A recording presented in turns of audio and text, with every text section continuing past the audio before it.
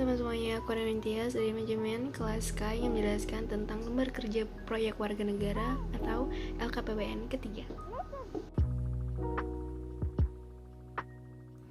Nah, topik yang akan saya bahas yaitu bantuan sosial yang tidak merata dan tepat sasaran di masa pandemi.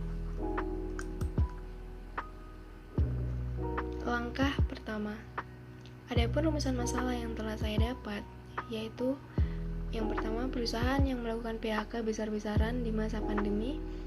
Yang kedua, tingginya angka pengangguran khususnya di daerah perkotaan pada masa pandemi. Yang ketiga, bantuan sosial yang tidak merata dan tepat sasaran di masa pandemi.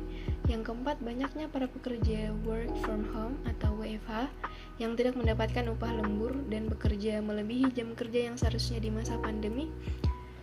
Yang kelima, UMKM yang sulit mengembangkan usaha mereka di masa pandemi. Pada masa pandemi, banyak masyarakat kehilangan pekerjaan mereka dan dalam segi ekonomi pun mengalami banyak penurunan dikarenakan terbatasnya banyak akses bagi masyarakat yang ingin mencari nafkah untuk memenuhi kebutuhan mereka sehari-hari, serta banyaknya pengangguran.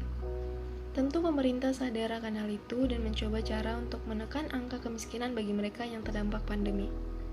Dengan cara pemerintah telah berinisiasi menyalurkan bantuan sosial kepada masyarakat yang membutuhkan, akan tetapi bantuan tersebut masih belum merata dan masih banyak bantuan sosial yang tidak tepat sasaran.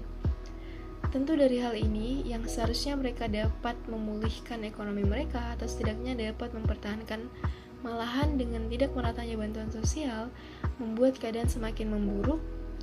Dengan kecacatan sistem yang ada, sangat disayangkan program yang bertujuan baik untuk masyarakat tetapi tidak terrealisasikan dengan baik dan maksimal bagi masyarakat.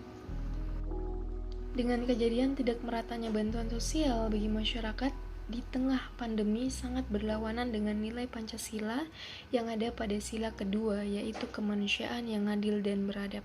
Bahwasanya semua masyarakat berhak mendapatkan perlindungan serta bantuan yang adil dari pemerintah.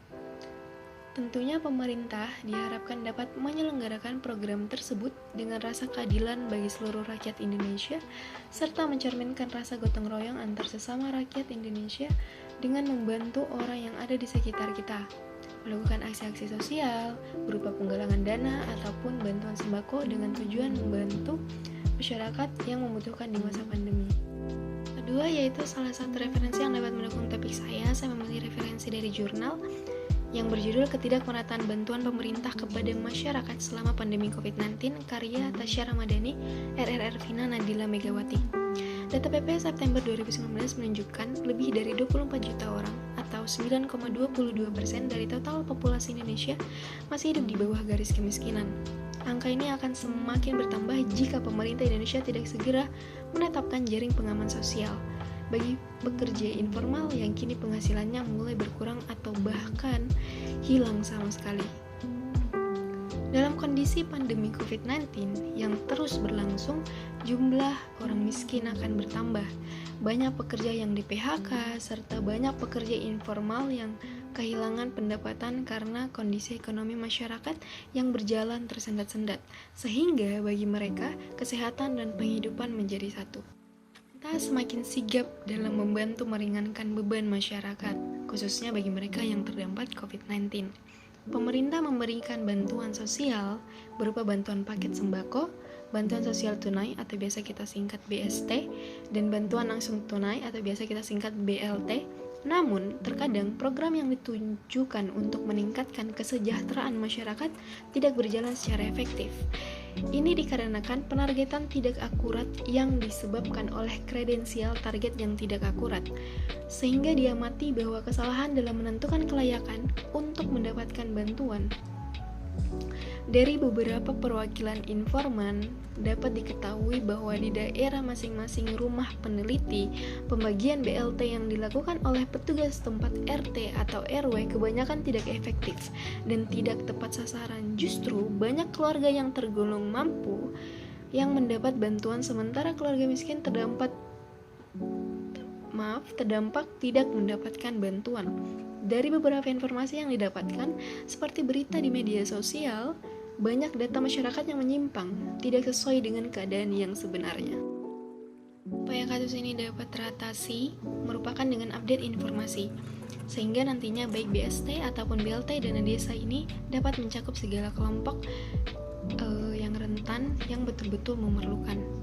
Kedudukan masyarakat pula diperlukan ialah bentuk penerima dorongan melaksanakan evaluasi mandiri dengan metode calon penerima wajib tahu apakah ia tercantum seorang penerima program PKH atau tidak.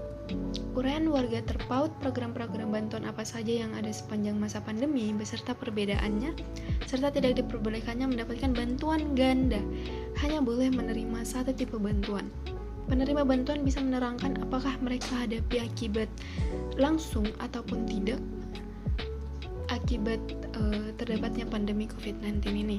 Tidak hanya itu, koordinasi yang baik antar pemerintah pusat dan pemerintah wilayah yang baik wajib dicoba demi tercapainya tujuan dari dorongan sosial ini. Wajib ada regulasi yang lebih perinci terpaut bansos ini, serta tidak terdapat peraturan perundang-undangan yang tumpang tindih. Langkah selanjutnya yaitu langkah ketiga, mengumpulkan informasi yang dibutuhkan warga negara yang telah ditemukan dari berbagai sumber yang ada. Seperti yang telah saya jelaskan tadi. Langkah keempat, mengaplikasikan informasi yang telah didapatkan pada langkah-langkah sebelumnya dan dituangkan dalam produk proyek warga negara. Langkah kelima yaitu menentukan jenis produk. Jenis produk yang saya pilih adalah video edukasi melalui platform media sosial. Menentukan jenis produk sebagai wadah untuk menyampaikan informasi yang telah didapatkan dari berbagai sumber. Contohnya yang tadi saya jelaskan, ada sumber dari jurnal, ada juga sumber dari artikel, dan lain-lain. Langkah keenam yaitu membuat video edukasi. Setelah menentukan jenis produk, langkah selanjutnya ialah mengaplikasikan semua materi yang telah dikumpulkan dan dipublish dengan tujuan mengedukasi masyarakat dari produk warga negara. Terima kasih teman-teman semua telah menonton. Semoga dapat menambah wawasan teman-teman semua. Terima kasih.